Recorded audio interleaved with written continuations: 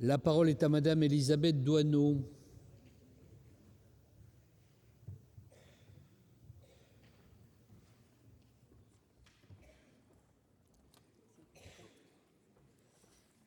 Monsieur le Président, Madame la Ministre, Madame, Messieurs les rapporteurs, Madame la Présidente de la Commission des Finances, le budget de la mission Santé de l'État et ses 1,257 milliard d'euros est sans commune mesure avec le montant des prestations de protection sociale en 2014 en France, qui sont évaluées à près de 689 milliards d'euros, dont 244 milliards d'euros pour la santé.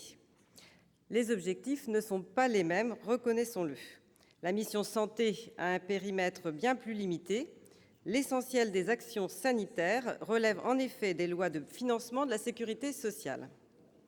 Le projet de loi de finances pour 2016 prévoit une augmentation de 4,7% des crédits de la mission Santé par rapport à 2015. Le déséquilibre dans l'affectation des budgets entre les deux programmes de la mission est de plus en plus criant. Les crédits du programme 204 diminuent de 2,4%, tandis que ceux du programme 183 augmentent de 10%. Cela s'explique principalement par l'accroissement des dépenses d'AME. J'y reviendrai. Tout d'abord, concernant le programme 204, le maître mot est la rationalisation. Ce programme devra faire face à une baisse de 9 millions d'euros par rapport à 2015 pour financer, à titre principal ou complémentaire, 8 opérateurs sanitaires de l'État. Il s'agit d'un effort important, car il fait suite à une diminution de 4,4% des crédits en 2015. Plus de 100 équivalents temps plein seront supprimés sur la période 2015-2016. Dans une période de redressement des comptes publics, chacun doit faire sa part. Cependant, si les efforts demandés aux agences sanitaires devaient s'ancrer à un tel niveau dans la durée, je crains qu'elles ne soient plus à même d'assurer leur mission. J'en veux pour preuve le cas de l'ANSM. L'Agence nationale de sécurité du médicament, qui représente 40% du budget du programme, est dans une situation précaire. Créée en 2012, celle-ci a vu le nombre de ses missions substantiellement augmenter. Tout en devant être plus productive, les moyens pour y répondre n'ont pas suivi. Pire, l'État n'a cessé d'amputer depuis 2012 son fonds de roulement.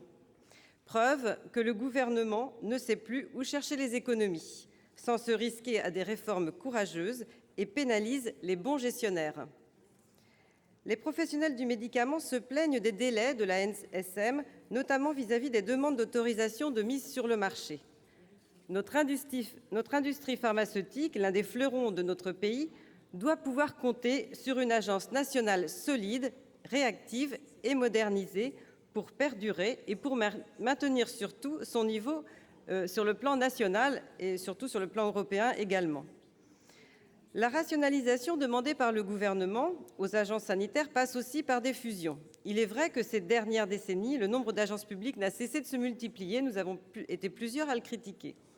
Le projet de loi Santé prévoit dans son article 42 la fusion de 3 agences sanitaires centrées sur la prévention. L'INPES, l'INVS et l'EPRUS vont donner naissance à l'Agence nationale de santé publique.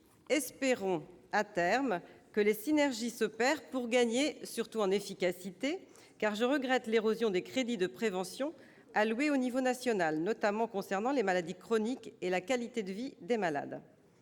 Cela entre en contradiction avec les annonces gouvernementales inscrites dans le PLFSS ou dans le projet de loi Santé. Or, chacun sait que la prévention réduit les dépenses de soins à long terme. Aujourd'hui, le nombre de patients en ALD se multiplie. Concernant le programme 183, son budget semble devenu incontrôlable. Les crédits consacrés à l'AME progresseront de 10% en 2016. Face à ce constat, nous pourrions nous dire que cette forte hausse permettra de partir sur un budget sincère qui ne nécessitera pas un rectificatif. Rien n'est moins vrai.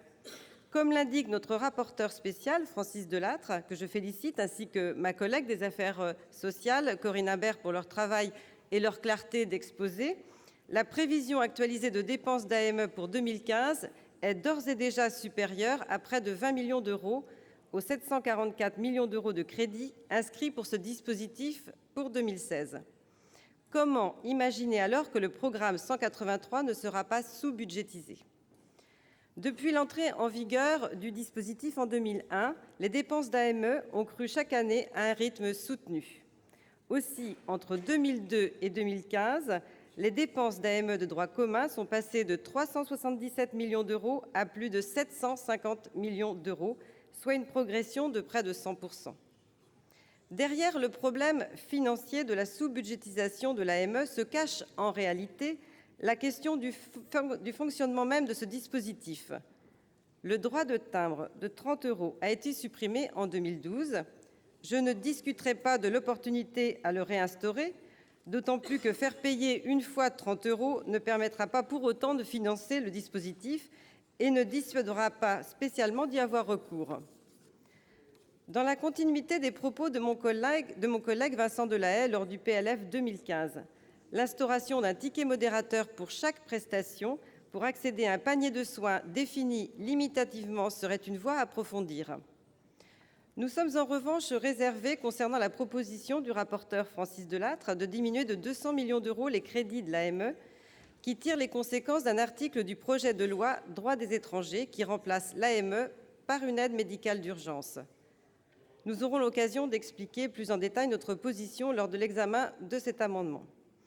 Nous sommes aujourd'hui dans une impasse avec un budget de l'AME en constante augmentation et en constante sous-évaluation.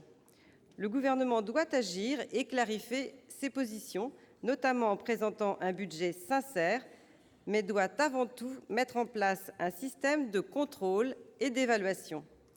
Comme par exemple l'a souligné ma collègue Corinne Imbert, il serait souhaitable d'obtenir un accès aux informations contenues dans la base Réseau mondial Visa 2 du ministère des Affaires étrangères. Enfin, il est regrettable de constater une fois de plus, comme l'a souligné la Cour des comptes, que pour faire face à l'insuffisance récurrente des crédits d'AME, toutes les autres lignes budgétaires du programme sont progressivement réduites, voire annulées. Je veux citer en exemple l'annulation de la dotation de l'État au FIVA en 2014 et sa sous-budgétisation en 2015. L'État doit plus s'engager en 2016 en faveur des victimes de l'amiante et non laisser assumer cette charge à la seule branche AT-MP. C'est pourquoi nous ne voterons pas en l'état les crédits de la mission Santé. Merci, chers collègues.